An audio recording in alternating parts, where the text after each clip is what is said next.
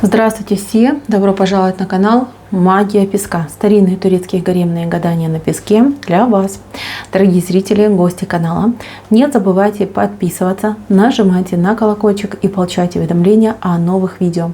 Огромное спасибо заранее за ваши лайки, за ваши хорошие добрые комментарии. Тема сегодняшней отсыпочки звучит так. Чего он хочет от вас? Это крик его души. Давайте посмотрим, что же ваш мужчина скрывает, чего же он так опасается и чего он не может сказать. Если тема интересна, пожалуйста, посмотрите на песочек, загадайте на мужчину, на того, кого любите, либо на того, кто вам интересен. Подумайте о нем и спросите: мой милый дорогой, чего же ты на самом деле от меня хочешь? О чем кричит твоя душа? Надеюсь, вы настроились. Я убираю Назар. Прошу высшие силы дать мне возможность ответить на все ваши вопросы и послать для вас только самую важную, самую нужную и самую полезную информацию. Давайте же посмотрим, о чем таком кричит его душа, чего он на самом деле от вас хочет. Так. Мужчина жалуется на вас. Мужчина говорит, что вы его как-то зажали, как-то больно вы его кусаете, как-то вы в нем не уверены, он это чувствует, он где-то оступился, что-то он сделал не так и не то, как-то себя повел, может быть, неправильно. И между вами произошла какая-то ссора, крупная, причем достаточно крупная. И как будто бы охлаждение после этого пошло. Это я рассказываю то, что говорит он мне. У вас может быть своя точка зрения, но я вот рассказываю то, что я вижу на песке. То есть мужчина говорит о том, что вы от него отстранились. Он чувствует, что вы на него обижены, он чувствует, что вы его поддеваете, что вы кидаете в его стеклянную крышу камни. И когда там идет треск, вы как будто бы очень хищно улыбаетесь. Да? То есть он подозревает вас в каком-то коварстве. Да. Он считает, что вы никак не можете его простить за какие-то его былые проступки и прочее, прочее. Этот человек опечален, он огорчен, он мается, он скучает. И ему бы хотелось вернуться в ваше прошлое, в самое начало ваших отношений, когда между вами только все зарождалось, когда была симпатия, когда был живой интерес, когда вы были наивной, доброй девочкой с открытыми глазами, широко открытыми глазами, которая восхищалась откровенно, восхищалась этим человеком. Ему не хватает той девочки, которая отдавалась ему полностью и целиком в интиме. Ему не хватает той девочки, которая готовила ему вкусняшки, да, какую-то вкусную еду вы ему готовили, что-то вы для него делали. То есть он считает, что вы сейчас немножечко стали стервой, да, либо перешли в режим стервы. Да, он говорит, я виноват, да, я где-то накосячил, но не надо меня так строго судить, не надо меня так строго наказывать. Я не хочу так жить, я не хочу все время чувствовать себя виноватым. Я хочу счастья с тобой, я хочу удовольствия с тобой.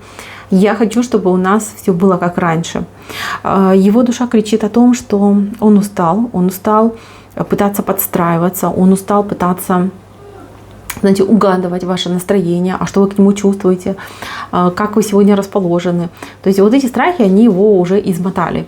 Ему хочется, чтобы все было как раньше, в самом начале, и вот он постоянно про это говорит. Вот хочу как в начале, хочу как в начале. Хочу опять ту милую, добрую девочку. Хочу ощущать ее тепло, хочу видеть живой интерес и чувства в ее глазах. Хочу ту близость, которая нас двоих уносила куда-то вот на крыльях чувств и эмоций. Этот человек говорит, что вот бытовуха как-то заела, какие-то бытовые вопросы заели. Кстати, у него еще очень много проблем, которые вы его, я не знаю, вот если у него есть проблемы в бизнесе, в работе, в делах его, вы его как будто бы заставляете двигаться вперед, быть активным, вы его стимулируете на какие-то активные конкретные действия, на свое развитие, на то, чтобы все эти вопросы порешать. А он говорит, я уже устал, я к этому потерял интерес, у меня не получается. Почему вот она меня заставляет, да, Типа, если ей надо, пусть делает сама. Ну, как бы это абсурд, да. А вы со своей стороны, вы, конечно, я вижу, что вы его воспитываете, что вы ему хотите помочь.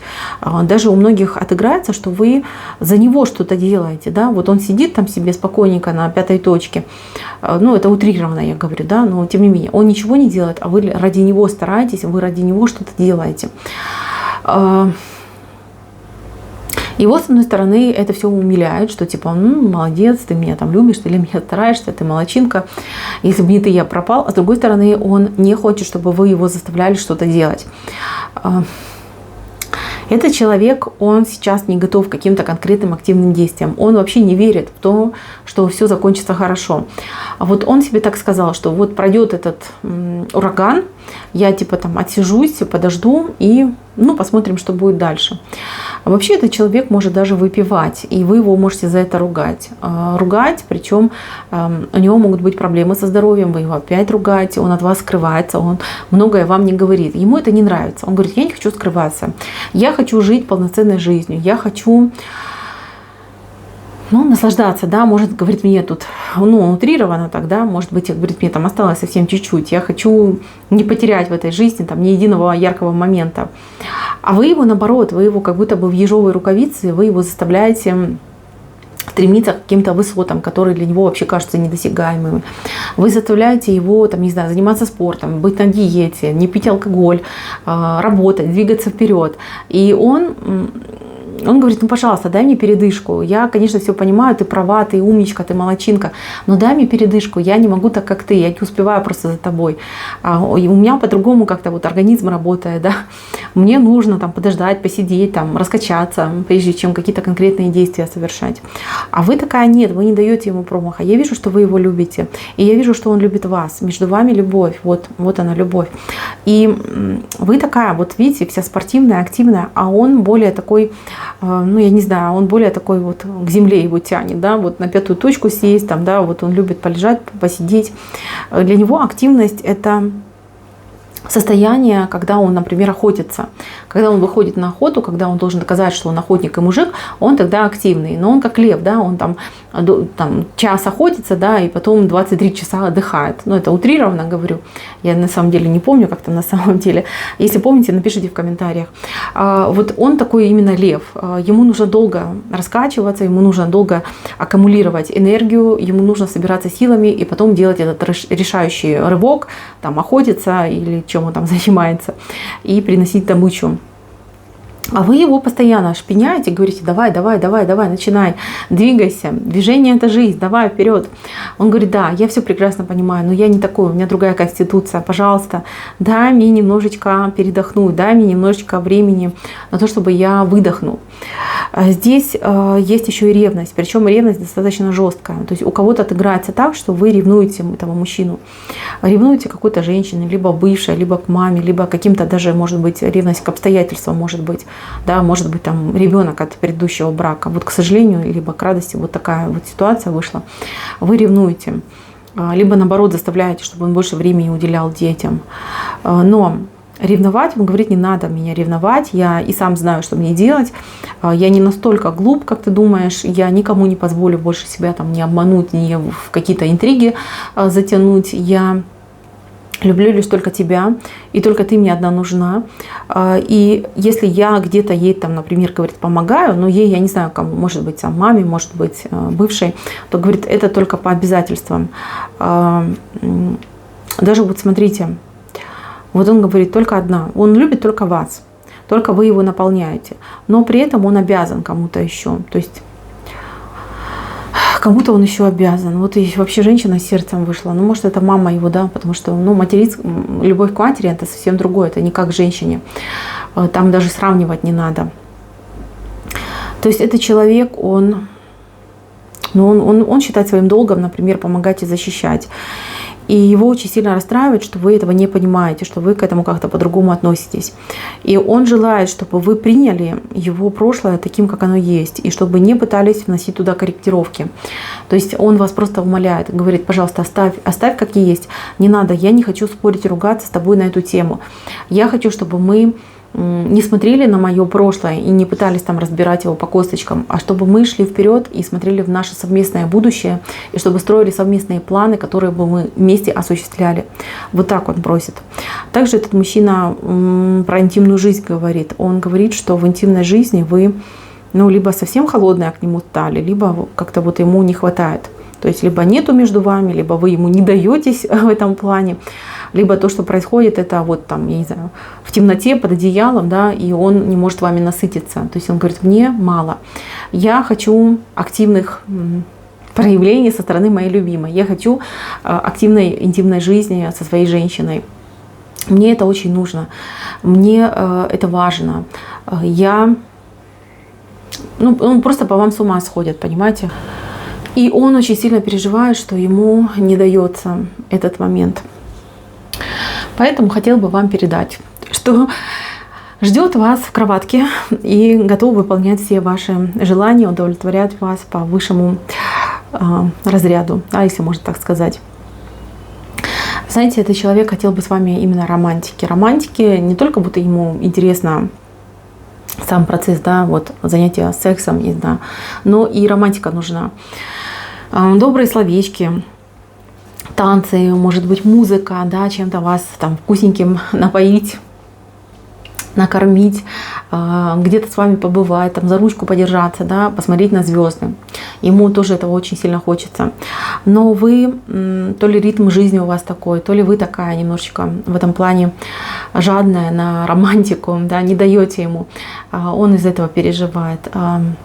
Не важно, сколько вам лет, и не важно, что происходит между вами. Этот человек именно хотел бы добрых отношений, когда два человека без споров, без всяких эмоций могут договориться о чем угодно и проговорить любые темы.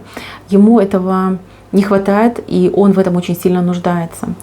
Он нуждается в словах поддержки от вас. Не в словах напутствия, когда вот иди, делай, там, 5-10, а чтобы вы его поддерживали, чтобы вы сказали, ты мой мужчина, я верю тебе, я верю в тебя и верю в то, что у тебя все получится. Вот этого он от вас просит. Я понимаю, что он лукавит. Я вижу, что у него есть очень много косяков, за ним вот тут водится, больших да малых, понимаете, много. Этот мужчина ошибается, еще будет ошибаться. Но он учится, понимаете, он учится, и он приобретает опыт. Тыкать его в эти ошибки смысла нет. Он их по-другому воспринимает, то есть он их по-другому осязает. Вот. А вы, может, действительно, если вы попробуете верить в него, если попробуете быть слабой девочкой, да, которая нуждается в сильном мужчине, и тогда как бы вы не оставите для него выбора и возможности, ему придется просто вот через не могу, через не хочу вставать со своей пятой точки и быть активным. Не только ради себя, но ради вас. Может быть, вам немножечко нужно поменяться местами, потому что здесь женщина очень активная, а мужчина очень пассивный выходит. Может быть, если вы не оставите ему выбора, ему придется быть сильным, ему придется быть настоящим мужчиной. И тогда ваши отношения поменяются. Вы знаете, этот человек, он на самом деле в глубине души очень сильно скучает, потому что он не может доказать свою мужественность, да, либо проявлять свою мужественность. Понятно, что вы в большинстве вопросов правы, вот на все 100, а он нет. И он это знает, и вы это знаете. Но, может быть, стоит хотя бы начать с мелочей, каких-то маленьких дел, давать ему возможность, давать ему карт-бланш, да, и верить в него, как он справится, получится ли у него. Знаете, ему нужен этот момент, ему нужно хоть где-то почувствовать себя молодцом и победителем. И это будет тот отправной пункт, который позволит этому человеку раскрыться и реализоваться в жизни. Вы знаете, он очень с надеждой на вас смотрит, потому что понимает, только вы можете его либо простимулировать, либо наоборот, вы можете его, скажем так, обрубить ему все крылья. Поэтому, мои дорогие, будьте внимательны к мужчине и хотя бы иногда прислушивайтесь к его просьбам. Да, может быть, они будут какие-то глупенькие, абсурдные, но тем не менее, попробуйте. Хотя бы вот в каких-то мелочах уступите вашему мужчине и посмотрите на результат. На этом моя цепочка закончена. Спасибо всем за внимание. Всем пока-пока.